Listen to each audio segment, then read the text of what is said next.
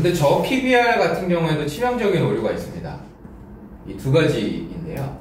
첫 번째가 재고자산이 많은 경우, 이럴 때는 이 재고자산이 어디로 잡혀요? 아시나요? 혹시 이 재고자산이 어디로 잡히는지? 자본에 잡히잖아요. 그쵸. 자본에서 여기로 잡힙니다. 재고자산이.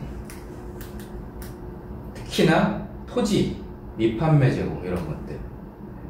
그래서 이런 재고자산이 쌓이게 되면 사실은 자본으로 잡히기 때문에 이런 것들이 왜곡될 수 있습니다. 네, 이런 기업들 대표적으로 어떤 기업이에요? 토지. 뭐 하는 회사죠, 이거? 일반적으로 부동산 회사들이 이런 건 자산으로 다 잡힙니다. 그 자산 규모가 계속 늘어나게 되는 거예요. 왜? 토지 가격을 재평가하면 나는 사실 옛날에 가지고 있던 1000헥타르 그대로인데 시간이 지나면서 인플레이션에 따라서 토지 가격이 올라가죠. 그러면 1000헥타르를 내가 1억에 샀다라고 칩시다. 근데 1년 뒤에 1억 5천만 원이 돼 있는 거예요. 나는 그대로 가지고 있었지만 이 자본이 혼자 올라간 거죠. 50%가. 여기 요거에서 한번 볼게요. PBR이 1이었는데 토지 재고 자산이 가치 평가를 다시 받으면서 50%가 올라가 버리는 거예요. 그러면 상대적으로 주가가 낮은 것처럼 보이겠죠. 낮은 것처럼. 근데 사실 이 토지를 판매를 못하면 의미가 없는 그런 수치입니다. 그래서 저 PBR 종목에서 주의해야 되는 종목 중에 하나가 이제 부동산 관련된 기업들은 조금 주의를 해야 됩니다. 그 다음에 미판매 재고. 요건 또 뭐 있을까요? 판매 재고가 자산으로 잡히는 경우. 그럼 소비자 업체들도 저 미판매 재고가 좀 많이 있죠. 많이 있을 수 있는. 맞습니다. 네, 많이 있을 수 있습니다. 네. 근데 사실은 소비재 제품들도 해당하는데요.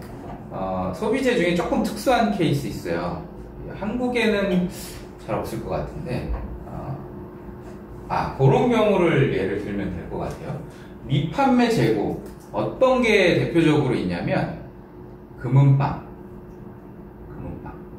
이런 데는 재고가 계속 쌓일 수 있죠. 어떨 때 쌓일까요? 사왔을 때. 가령 금 가격이 계속 급등한다고 쳐봅시다. 최근에 많이 올랐죠. 사람들 금 살까요? 안 살까요? 안 삽니다. 비싸다라고 판단하기 때문에. 그러면 그거를 가령 가치평가를 다시 해봐요. 그럼 자본이 자동으로 또 늘어나게 됩니다. 금 가격이 올랐기 때문에. 요건 이제 우리가 이해하기 편하게 한국의 사정에 맞춰서 가장 예시로 편한 거를 들기 편한 걸 예시로 든 거고요. 인도네시아 사례를 들면 실제 그런 사례가 있습니다. 에이사드웨어라는 업체가 있는데 그 회사의 자산은 대부분 중장비라던가 아니면 뭐 이런 좀 헤비한 것들이에요.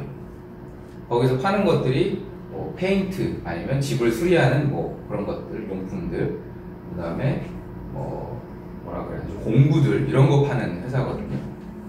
거기는 미판매 재고로 잡히는데 이 미판매 재고가 가치가 계속 올라갑니다.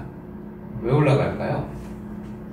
일반 소비재들은 가치가 잘 안 올라가요. 근데 그런 중장비들은 가만히 놔둬도 가치가 올라갑니다. 그런 효과가 좀 있습니다. 물가에 맞춰서.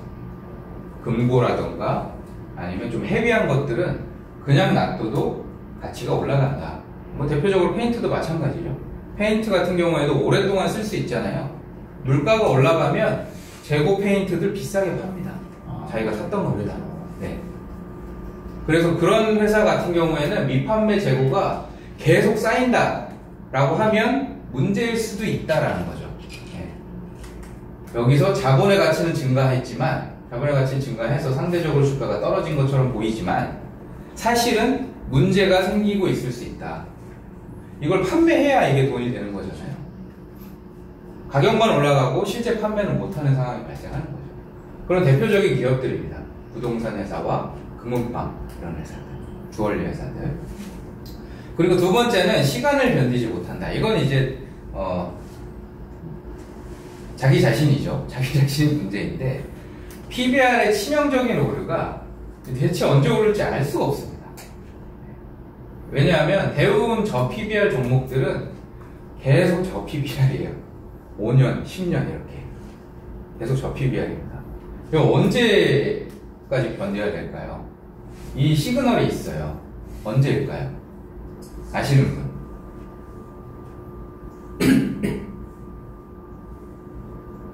회장이 바뀌었을 때. 네?